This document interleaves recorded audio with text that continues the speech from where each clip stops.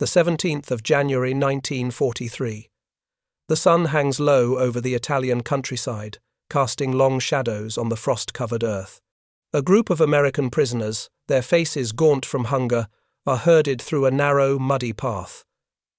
Behind them, the Italian soldiers move slowly, their boots crunching in the cold. The American men, pale and exhausted, glance at the distant hills, yearning for a glimpse of the distant horizon. These soldiers are not familiar with the customs of war in this part of Europe. They had been captured after the disastrous Operation Torch, and now they stand in the clutches of their captors, uncertain of what lies ahead. The Italians, however, seem almost amused. They share jokes in hushed voices, watching as the prisoners are corralled into a makeshift camp. The Italian soldiers can't quite fathom what's happening. Here they are, the conquerors, but their minds linger on an unfamiliar thought. These prisoners, who have no real food, no luxury of warmth, seem almost untouched by the hardships that plague their captors. What's more, the American prisoners, despite their condition, seem to expect something else, an unfamiliar form of respect, of decency, and the Italians, at least for a moment, laugh at the irony. In their world of uncertainty, of hunger and retreat, it doesn't make sense. The American captives are treated well, much better than they could ever imagine for their own men. This moment, fleeting yet charged, would set the stage for a shift in how the Axis powers viewed the enemy and themselves. The very foundation of military honor, discipline, and survival would be tested. By early 1943, the Italian army found itself in a precarious situation. The tide of war had turned, and Mussolini's fascist regime was beginning to show signs of collapse. The Italian military, which had once been a proud force, now struggled to maintain its footing on the battlefield. Faced with repeated defeats in North Africa, the Italian soldiers were demoralized, their ranks thin and their supplies running low. The spirit that had once driven them to expansion and conquest had all but faded, replaced by the bitter reality of war. The losses in the North African campaign had been severe. The Battle of El Alamein in late 1942 had been a decisive blow to the Axis powers, and Italy, once a proud ally of Nazi Germany, was left with an army that lacked the resources and training to keep up with the fast-evolving demands of modern warfare. The soldiers, poorly supplied and underfed, were exhausted from fighting on multiple fronts. They faced not only the overwhelming might of the British and Americans, but also the unforgiving conditions of the Mediterranean landscape. At the same time, morale was sinking. Many Italian soldiers questioned why they were still fighting for a regime that seemed increasingly disconnected from the reality of their daily lives. Italy's war effort, so heavily reliant on its German ally, was plagued by inefficiency and poor leadership. The Italian High Command was riddled with internal conflict and confusion, unable to offer the guidance necessary to reverse the tide of war. With Italy's southern coastline under threat, the Italian soldiers were forced to dig in, not just against the Allies, but against the fatigue and disillusionment that had taken hold of their ranks. The Italian morale was fragile, and the conditions under which they fought were not ideal. Their military doctrine and equipment, while respectable in the early years of the war, now appeared outdated compared to the well-oiled American and British war machines. But even in this disarray, Italian soldiers held to one belief. They were the conquerors, the victors of past battles. As they struggled to hold ground in North Africa, Italy's soldiers began to grow accustomed to capturing prisoners of war, especially from the British and later the Americans. It was during these moments of victory, however small, that they began to see the differences between themselves and their captives. And then came the invasion of Sicily, the Allied response to the soft underbelly of Europe. The Italian soldiers, already worn thin, faced an invasion that would change everything. On the 9th of July 1943, Operation Husky began. The Allied forces landing on the island, determined to gain a foothold in Europe. But it wasn't just the Allies who were landing. A deep fissure had already begun to split the Italian army and its leadership. There were those loyal to Mussolini, and there were those who were growing disillusioned with the fascist regime and its failures. As the battle for Sicily raged, Italian soldiers found themselves caught between the approaching Allies and the demands of their own government. Amid this chaos, some soldiers began to surrender willingly, disillusioned by the prospect of continuing a losing war. It was here, amidst the broken lines of defense and crumbling military leadership, that Italian soldiers first encountered American POWs on a scale they hadn't before. For the Axis powers, the treatment of prisoners of war was a contentious issue, shaped by varying beliefs about honor, propaganda, and the strategic importance of keeping enemy soldiers alive. Under the Geneva Conventions, which outlined the treatment of POWs, both Germany and Italy were signatories, but the conventions were often ignored or selectively applied depending on the situation. The Germans, under Adolf Hitler's regime, had little regard for the Geneva Conventions when it came to Soviet prisoners, who were subjected to brutal conditions and often outright extermination.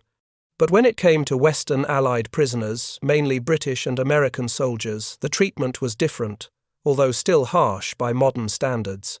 While the Germans adhered to certain conventions, they did so with a calculated view toward maintaining morale and maximizing propaganda value. Italy, on the other hand, followed a somewhat less rigid approach. Italian soldiers, for the most part, treated captured British and American prisoners with a kind of pragmatic decency, rooted in their own survivalist instincts. They were well aware of the strength of their enemies, but were also disillusioned with the war effort. In many cases, Italian soldiers were willing to share what little food and resources they had with the prisoners, as they too were struggling to maintain their own dignity under harsh conditions. This treatment, however, was not always consistent. Some Italian officers, particularly those loyal to Mussolini's fascist ideology, saw POWs as a means to advance their own political aims. Others were simply too exhausted to maintain a hard line. At the same time, the Allies were not blind to this disparity in treatment, and many began to see a stark contrast in how their soldiers were treated compared to those in German captivity. When American soldiers were captured in Sicily, they expected the same treatment as their British counterparts, who had been captured earlier in the war. But there was something different about the Americans. They were often treated with more respect, given better rations, and allowed to keep their dignity intact. Some even received cigarettes and extra food, gifts that no British soldier had ever dreamed of receiving in a German prison camp. This, in the minds of Italian soldiers, was puzzling. They had seen prisoners from many nations, but the Americans were different. Why, they wondered, were these men being treated so well? The question lingered as the prisoners were transferred to makeshift camps in the days following their capture, and it would soon come to a head. As the Italian soldiers continued to deal with their captured American prisoners, they couldn't ignore the stark contrast between the two sides' approaches to captivity. While they themselves struggled to make do with limited rations, often relying on meager supplies and scavenging for food, the Americans seemed to hold a kind of privilege in captivity. Italian soldiers, who had long been subjected to constant deprivation, couldn't help but wonder why the Americans were treated with such apparent generosity. The treatment of prisoners of war by the Italian military was heavily influenced by the broader political and military environment of the time. Despite Mussolini's alliance with Nazi Germany, Italy's approach to prisoners was less brutal than the Germans' infamous methods. This was partly due to Italy's strategic interest in keeping the POWs alive for future negotiations, or even possible exchanges. The Italian government had also long taken a somewhat more relaxed stance toward wartime regulations, often motivated by a sense of pragmatism born from their military struggles. At the same time, Italy's own soldiers were becoming increasingly aware of the different standards applied to their enemies. The German treatment of prisoners, particularly those captured on the Eastern Front, was often unforgiving. On the other hand, when Italian soldiers encountered American prisoners, there was a sense that these men were not simply pawns in a greater game, but were seen as human beings worthy of a certain degree of decency. This was something Italian soldiers could relate to, as many were also experiencing hardship and suffering as a result of the war. Despite the seeming leniency in their treatment, it was important to note that Italian POW camps were far from comfortable. Life for prisoners in Italy was still grim, and many Americans would endure long periods of forced labor, poorly constructed camps, and constant uncertainty about their fate. However, the difference was undeniable. Compared to the horrors faced by Allied prisoners in Germany or Japanese-held territories, the treatment of Americans by Italians seemed almost humane. For many of these Italian soldiers, the notion of being a prisoner of war, with dignity and relatively decent conditions, was an alien concept. It stood in stark contrast to their own suffering and the grim circumstances of the war. Meanwhile, the Americans, with their own system of dealing with prisoners, were equally surprised by this treatment. They had been trained in accordance with the Geneva Conventions, which were meant to guarantee the fair and humane treatment of POWs. They had not anticipated that, during their captivity, they would experience more leniency than expected. This difference in treatment played a crucial psychological role for the captured Americans. They began to realize that their captors were not the fierce, fanatical enemies they had imagined, but rather soldiers in their own right, struggling under the same pressures of war. It was in this context that the Italian soldiers' laughter became a moment of unspoken recognition. They found themselves looking at the Americans not just as enemies, but as human beings with their own set of expectations, struggles, and experiences. The laughter was not just a response to the disparity in prisoner treatment, but an acknowledgement of the deep irony that war had inflicted on both sides. In the face of overwhelming adversity, both groups found themselves trapped in a shared reality, one defined by hardship and confusion. This contrast in prisoner treatment would reverberate through the Italian ranks, challenging the very notion of honor and pride in their military culture. For Italian soldiers, the discovery that their enemies, the Americans, were treated with such respect by their own military forces would not only serve as a reflection of their own struggle, but also as a reminder of the increasing unraveling of Italy's war efforts. The soldiers laughed, yes, but the truth behind that laughter was sobering. They were no longer the confident, disciplined force they once thought themselves to be.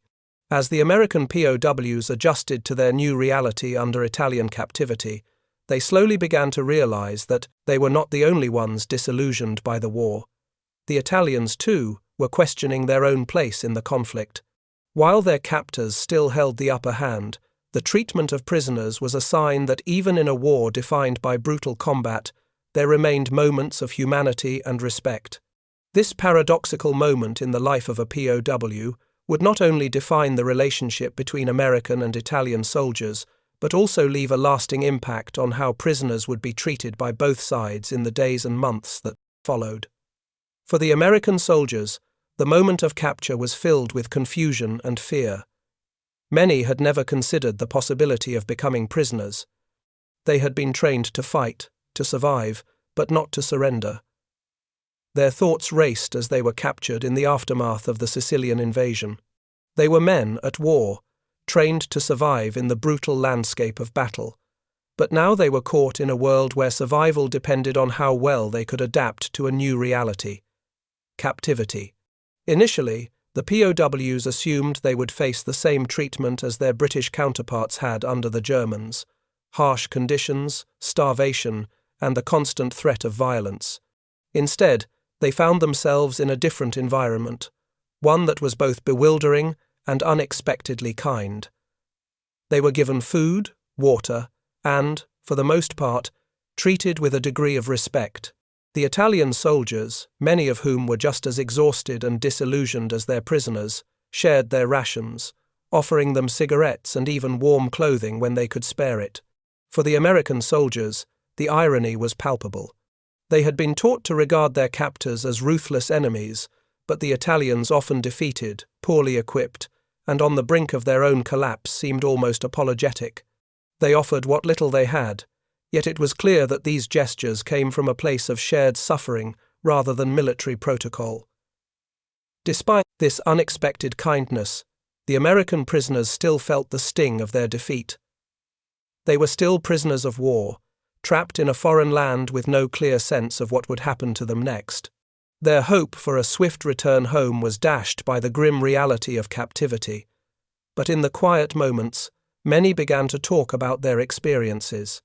They spoke of their families, their homes, and the lives they had left behind. For some, the small acts of kindness from their Italian captors seemed to offer a glimmer of hope, a reminder that even in war, humanity could prevail. For others, it only deepened the sense of confusion, making them question the nature of their enemy and the morality of the war they were fighting. This human connection, however brief, was a momentary bridge between the two sides, revealing a shared suffering that transcended nationality. For the American soldiers, the experience of being treated with a modicum of respect by their captors would shape their perception of the war and their enemies. It was a realization that even in the most brutal of conflicts, the line between friend and foe could sometimes blur. From the perspective of the Italian soldiers, the situation was fraught with tension and disbelief. These were men who had been fighting a losing war for years, their spirits crushed by continuous retreat and the constant threat of enemy bombardment. They were poorly equipped and often outgunned by their foes, relying on outdated tactics and a sense of loyalty to a collapsing regime. Yet here they were, standing guard over American prisoners, men who had fought and lost in the same war, but who, it seemed, were being treated far better than they had ever expected. The Italian soldiers, many of whom were conscripts with little desire to fight, had grown used to the harsh realities of war. They had seen firsthand the brutal treatment of Soviet prisoners by the Germans on the Eastern Front and had witnessed their own country's slow decline into chaos. Now, faced with the American POWs, they found themselves questioning the logic of it all. Why were these men being treated with such dignity and respect when their own comrades were being sent into battle with little support, often without even adequate food or clothing? Some Italian soldiers found the situation almost absurd. They laughed nervously, unsure of what to make of it. They had expected to see American prisoners suffering, desperate, hungry. Instead, they were confronted with men who seemed almost pampered by comparison. The disparity between the two sides was stark, and the sight of their captives receiving better treatment than they themselves had in months became an unspoken source of tension. In some ways, the Italian soldiers' bewilderment reflected a larger, systemic issue within their military. They had long been undermined by poor leadership and a lack of resources, and this situation only magnified their sense of frustration. For some, this realization deepened the sense of disillusionment with the war effort. The treatment of American POWs by the Italians was seen as a microcosm of the larger problems facing their military: a lack of direction, insufficient resources, and a growing sense of futility in the face of a war that seemed increasingly unwinnable. Others, however, began to see the Americans in a different light. The realization that the enemy was not as ruthless as they had been led to believe was disorienting. The treatment of POWs by the Italians stood in stark contrast to the brutality that their soldiers had experienced at the hands of the Germans. For some, this moment marked a turning point in how they viewed their role in the war. It was no longer about fighting for Mussolini or for Italy's imperial ambitions. It was about survival, about finding meaning in a war that had grown senseless. Another key aspect of this situation lay in the technological disparity between the two armies. The American military, despite its early setbacks in North Africa, had an advantage in terms of industrial output, logistics, and equipment. American soldiers were better equipped with modern weapons, more efficient tanks, and advanced air support. In contrast, the Italian army was struggling with outdated tanks, inadequate air cover, and weapons that were often inferior to those of the Allies. The technological gap between the two forces was evident in every aspect of the war. American soldiers had access to modern radios for communication, which allowed them to coordinate more effectively. They used trucks and jeeps for mobility, while the Italians relied on slower, less reliable vehicles. The disparity was even more pronounced in the air, where American bombers and fighters dominated the skies, leaving the Italian forces vulnerable to attacks from above, The treatment of American prisoners by Italian forces, in some ways, reflected this technological imbalance. While the Americans were better equipped to fight and survive, the Italians, despite their challenges, recognized the professionalism and skill of their adversaries. The respect shown to American POWs was not just a result of the Italians' humanity, but also their acknowledgement of the strength and capabilities of the American military. The POWs were treated not just as captives, but as men worthy of respect, because they came from an army that was technologically superior, capable of wreaking havoc on the battlefield. This technological divide also had a psychological effect on the Italian soldiers. They knew that their weapons and equipment were no match for the Americans, and this realization added to their sense of helplessness. In a way the American POWs were treated served as a reminder of the overwhelming strength of the Allied forces, a reminder that Italy's position in the war was becoming increasingly untenable. The treatment of American prisoners by Italian soldiers was also heavily influenced by the Termen decisions made at the leadership level. The Italian officers were faced with a dilemma: how to treat the prisoners in a way that aligned with their obligations under the Geneva Conventions, while also dealing with their own declining military situation. The top brass was divided on this matter, but the decisions of those in charge of POW camps and the front lines had significant consequences. At this time, Italy's leadership, both military and political, was in turmoil. Mussolini's government had grown increasingly unstable, and many officers were beginning to question the direction of the war. The Axis alliance with Germany, once a cornerstone of Italy's strategy, had become a burden. The Germans were demanding more resources, more manpower, and more support, while the Italians were feeling the pressure of constant defeat. Italian officers were often caught between following orders from their higher-ups and responding to the deteriorating conditions of their own army. Many had seen firsthand the suffering of their own men and were reluctant to add to it by subjecting American POWs to even harsher conditions. These officers were not naive. They understood that the Allies had been successful in many battles and that the war was likely turning in their favor. But, unlike the Germans, they were less ideologically driven to dehumanize their captives. In many cases, Italian officers made decisions based on pragmatism. They knew that keeping POWs alive and relatively well treated could serve as a tool for potential post-war negotiations, particularly if Italy were to find itself on the losing side of the conflict.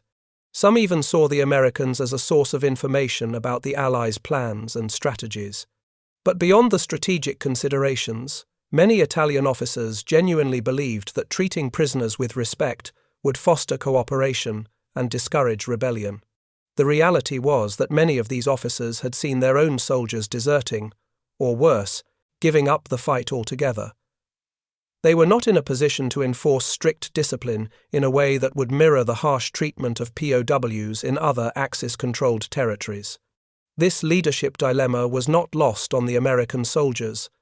They quickly realized that the Italians, though they were their captors, were also disillusioned and, in some cases, sympathetic.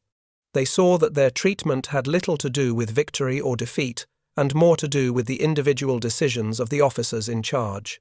The Americans, though prisoners, began to understand that they were caught in a larger game of survival, and that the moral lines between captor and captive were often blurred. In contrast, the Germans, with their rigid and ruthless approach to POWs, followed orders without hesitation. The ideological rigidity of Nazi leadership ensured that prisoners, particularly those from the Eastern Front, were treated with an almost inhuman cruelty. But Italy, a country divided in both purpose and resolve, allowed for moments of flexibility, times when captors could make their own decisions about how to treat prisoners. In these moments, Italian leadership created conditions for an unexpected kind of respect that could not be found on every battlefield.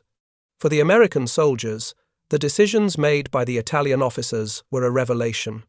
It was no longer just about surviving captivity. It was about understanding that the war was as much about the choices of individuals as it was about ideologies or national pride. For the Italian soldiers, The discovery that American prisoners were being treated with relative kindness and respect was not just a moment of bewilderment, it also forced them to confront the true nature of the war they were fighting. The enemy they had been taught to fear and despise was, in many ways, just as human as they were. The American POWs were no longer faceless enemies, but men with families, ambitions, and hopes. The lines between us and them blurred in the face of shared suffering and survival. This realization came at a time when the Axis powers, particularly Italy, were experiencing a crisis of morale. The retreat from North Africa had been a disaster, and the Allied invasion of Sicily marked a turning point in the war. For many Italian soldiers, the question was no longer about how to win the war, it was about how to survive it. They began to see the Americans not as invaders, but as fellow soldiers caught in the same tragedy. The Axis powers, particularly Nazi Germany, had long cultivated an image of the enemy that was dehumanizing and demoralizing. The Allies were portrayed as subhuman, weak, and inferior in every way. Yet, in the experience of Italian soldiers handling American POWs, they encountered a reality that defied this narrative. The Americans were not the faceless, heartless enemy they had been led to believe. They were men just like them, fighting for their country, struggling with the same fears, doubts, and hopes. This realization was a profound one, as it shattered the ideological divide between the two sides.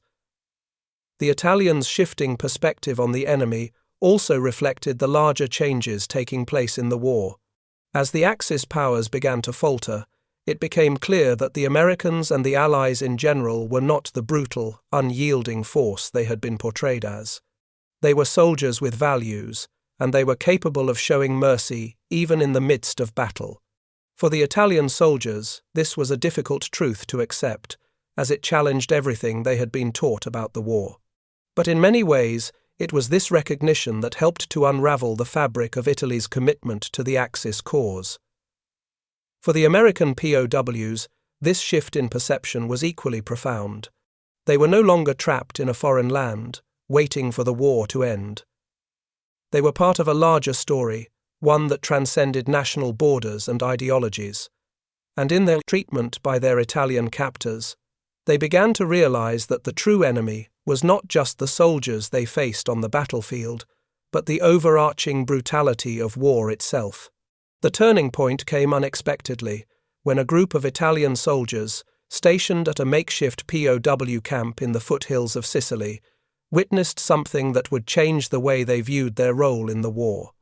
On a brisk morning in August 1943, a convoy of American prisoners, captured during the initial days of Operation Husky, were being escorted into the camp. The soldiers, fatigued and disheveled, had been taken from the front lines, their faces marked by the hardships of battle, yet still carrying the quiet resolve of men who had come to terms with their situation. The Italian soldiers, having witnessed the aftermath of countless battles, could not help but compare these American prisoners to their own comrades, men who had been subjected to the same sufferings, the same relentless defeats. But what happened next surprised them. The American soldiers were provided with fresh food, warm water for bathing, and even allowed to keep some of their personal belongings.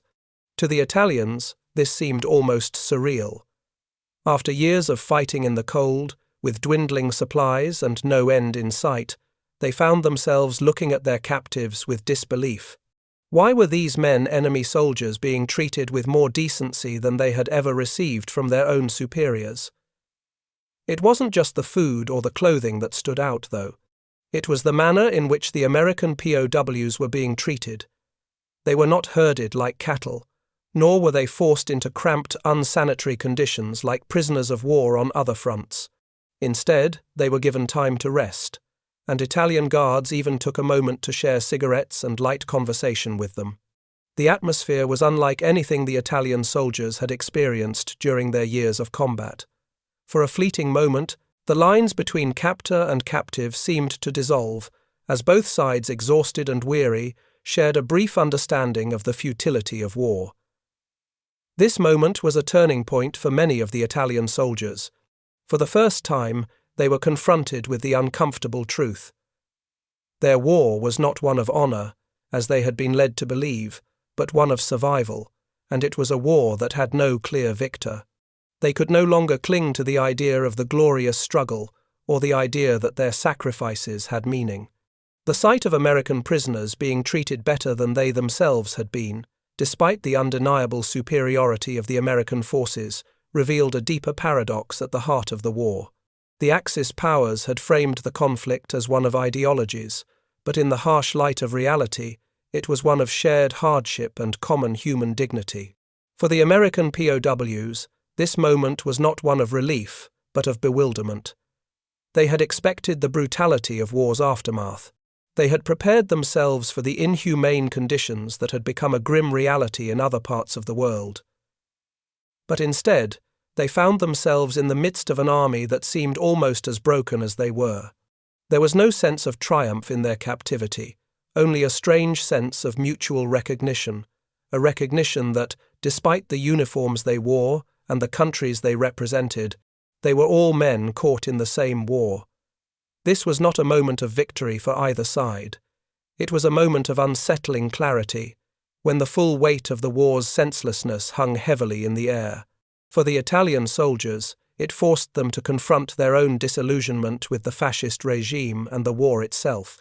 For the American POWs, it was a reminder of the unpredictable, often paradoxical nature of war, where survival was often as much about luck as it was about strength. The moment of realization for the Italian soldiers would resonate throughout the POWs, a remainder of the war. It was a crack in the foundation of their military resolve, a reminder that the lines between the enemy and the victor were not as clear-cut as they had been led to believe. The moment of realization for the Italian soldiers at the POW camp was not an isolated incident.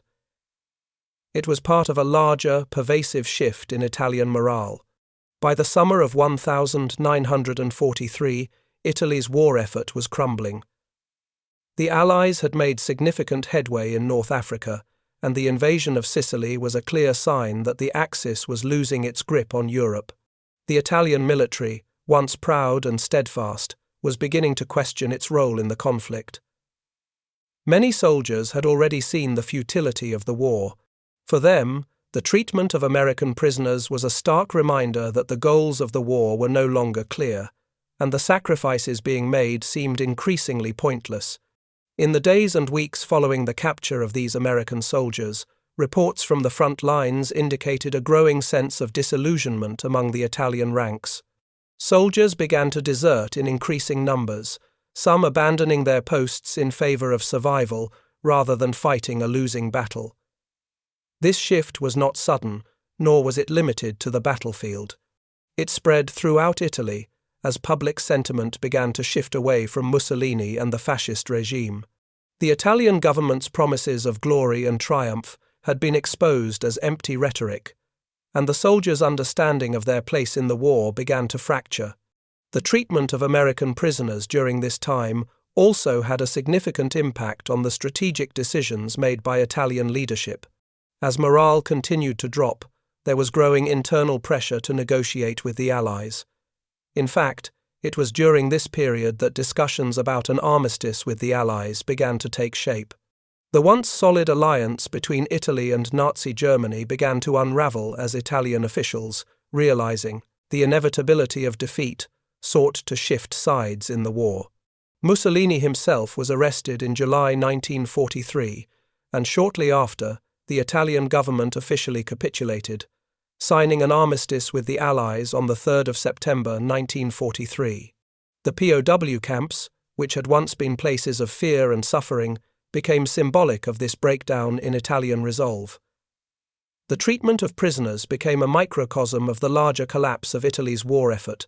For many of the captured Americans, the respect they had received from their Italian captors was a sign of this unraveling. It was not an act of kindness as much as it was an acknowledgement of the broader crisis Italy was facing. The respect shown to the POWs was, in many ways, an acknowledgement of the Italian soldiers' own defeat. This moment of realization, when the Italian soldiers laughed, bewildered at the treatment of American prisoners, marked a critical juncture in the war. It wasn't just a moment of personal recognition. It was a sign of the growing disintegration of the Italian military effort. The respect shown to the American soldiers in captivity was not just a symbol of decency. It was a signal that Italy's involvement in the war was nearing its end. The realization that had unfolded in the POW camps reverberated across the Italian military, magnifying the disillusionment and breaking the spirit of an already fragile force. The Allied invasion of Sicily and the continuing Allied advances across Europe were not simply military defeats, they were psychological blows to the Italian soldiers. The treatment of American prisoners whom they had expected to see suffering was now a symbol of the collapse of Italy's resolve. By the end of 1943, the Italian military was a fractured entity. Soldiers were abandoning their posts, while commanders, once loyal to Mussolini's fascist vision, began to question their place in a war that seemed increasingly unwinnable. Italy's military infrastructure was crumbling, not just from strategic defeats, but from the erosion of morale. The laughing of Italian soldiers, caught in the confusion of POW treatment, became a metaphor for their broader disillusionment. This was no longer a war for glory, it was a war of survival. Many soldiers who had fought for Mussolini's regime began to feel betrayed by their own leaders. The respect shown to American POWs, a stark contrast to their own suffering, only deepened the sense of betrayal. The treatment of prisoners became a significant issue in the weeks following Sicily's fall. The Italian leadership, now realizing the crumbling nature of their military, began to shift in its approach to the Allies. There were attempts at negotiation seeking an armistice, not only to spare Italy from complete annihilation, but to break away from the Nazi grip. The Italian army, riddled with desertions, began to withdraw or simply dissolve, as the realization dawned on many that continuing the fight was a futile endeavor. It was not just about survival, it was about the loss of a sense of purpose. The impact of this moral and physical collapse was felt on both sides of the conflict. The Italians, now more concerned with their own survival, ceased to view the Americans simply as enemy soldiers. The treatment of the POWs, marked by a sense of respect and, at times, humanity, illustrated the deepening crisis within the Italian military and the personal conflict of those serving on the front lines. For many, the discovery that the American soldiers were being treated with a level of dignity they themselves rarely enjoyed was a tipping point. It wasn't just about giving prisoners food or keeping them alive. It was about the failure of Italy's wartime leadership. The shift in the way POWs were treated signified the unraveling of the military apparatus itself, a system too fatigued and disillusioned to maintain the same ideological commitments. While the immediate consequences of this shift in Italian military behavior were felt most directly by the Italian soldiers, the aftermath also had broader implications for the American war effort. For the prisoners themselves, the relatively humane treatment by their captors served as a rare moment of relief amidst the suffering of war. Yet, beyond individual stories of survival, the treatment of American POWs by the Italians became a symbol of a deeper psychological victory for the Allies. When news of the relatively lenient treatment of American prisoners under Italian control reached the United States, it became a powerful tool in Allied propaganda. The American public, already weary of the war, was exposed to stories that showcased the contrasting behaviors of the Axis powers. The brutality of the Nazis, particularly in their treatment of Soviet prisoners, was well known, and the relatively decent treatment of American POWs by the Italians was presented as further evidence of the moral superiority of the Allied cause. The media capitalized on this difference in treatment, contrasting the dignified treatment of POWs in Italy with the inhumane practices of the Germans. The image of the American soldier, well-fed, respected, and treated humanely by the Italians, became a powerful symbol of the effectiveness of the Allied war machine. This image helped solidify the morale of the American public, providing a stark contrast to the darker news from other fronts, especially those concerning the German occupation of Eastern Europe and the brutality faced by prisoners in Nazi camps. The treatment of POWs, too, became a moral battleground. while the Italians, disillusioned and struggling with their own military collapse, exhibited a degree of respect and decency toward their captives, the Germans' treatment of prisoners was portrayed as a grim warning of the kind of regime the Axis stood for. The American POW's experience in Italy was, in this context, framed not as an anomaly, but as a poignant reminder of the contrasting moralities between the Allies and the Axis powers.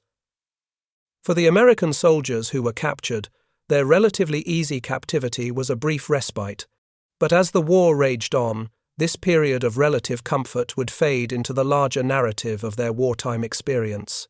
Yet, the broader significance of their treatment became part of the larger story of the war, a story about the nature of power, survival, and human dignity. For the Italian soldiers, the aftermath of this moment marked a profound shift. It was no longer about the enemy they fought, but the role they played in the larger, crumbling military effort. The discovery that they had treated their prisoners better than they had been treated by their own leaders forced them to confront their position in the war, their sense of identity, and the meaning of their participation in a conflict that no longer seemed just. The Italian army's eventual surrender to the Allies in 1943 and the subsequent fall of Mussolini's regime were direct outcomes of the pervasive disillusionment that spread throughout the ranks. The soldiers' recognition of the futility of the war, compounded by their treatment of American prisoners, accelerated the collapse of Italian morale. By the time the Italian government signed the armistice with the Allies on the 3rd of September 1943, it was clear that the Italian military was no longer a cohesive force. The soldiers who had once fought for the glory of Mussolini's regime now found themselves seeking peace and survival in a war that had become one of endless suffering. As the war continued to unfold, the treatment of prisoners in Italy stands as a reminder of the complex and often paradoxical nature of human behavior during times of conflict.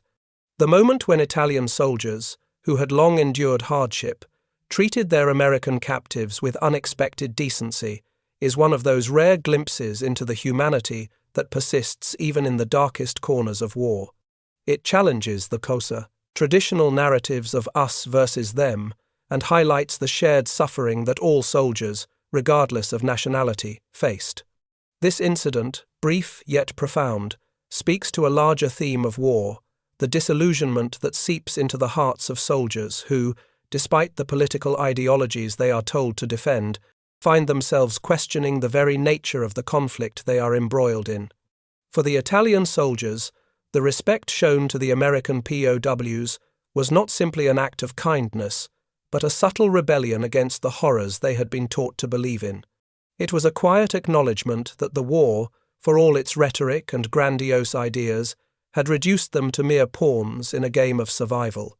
For the American prisoners, this moment of unexpected civility marked a fleeting moment of grace amid the brutality of war.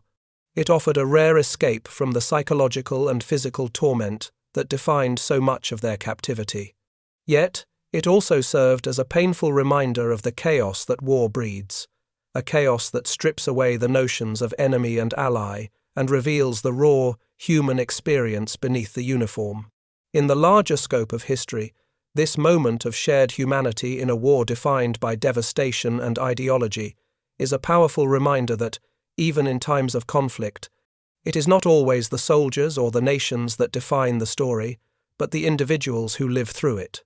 The laughter of the Italian soldiers, an expression of confusion, irony, and perhaps even guilt, became an unexpected symbol of the collapse of an empire, a collapse not just of military might, but of the very ideals that had once justified its cause. The treatment of prisoners, and the recognition of humanity across enemy lines, resonates beyond the confines of the battlefield. It challenges us to think about war not as a series of battles between monolithic forces, but as a series of personal stories, where the choices of individual soldiers, whether captors or captives, can transcend the broader narrative. In this way, the treatment of American prisoners in Italy was not just a reflection of Italy's military downfall, but also a testament to the possibility of dignity, even in the most dehumanizing circumstances. The Italian soldiers' laughter may have been a brief, almost absurd reaction to an unexpected reality, but it was also a quiet acknowledgement of something larger, that the true cost of war is not just in the destruction of cities or the loss of soldiers, but in the erosion of the very ideals that once seemed invincible. It is in moments like these, small, fleeting, yet deeply meaningful, that history reveals its most human truths. In the end, it was not just the American POWs who were treated with respect, but the recognition of mutual humanity that shaped the course of the war's final chapters. This event serves as a reminder that even amidst the brutality of war, moments of decency and recognition can emerge. These moments, however small, challenge our understanding of conflict and, perhaps, provide a glimpse into the possibility of compassion even in the darkest of times.